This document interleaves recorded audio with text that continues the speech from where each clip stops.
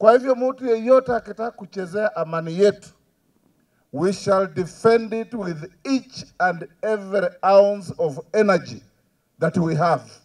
Sababu amani has no alternative in our country.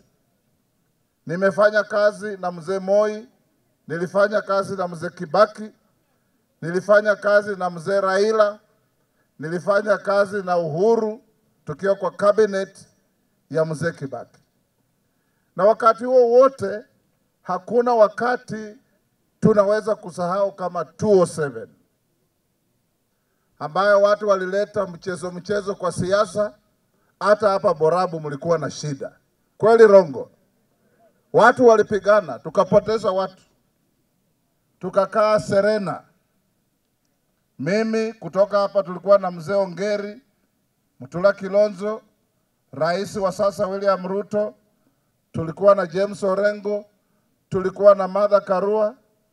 Tukaketi tukasungumuza kuleta uwiano na amani katika nchi yetu.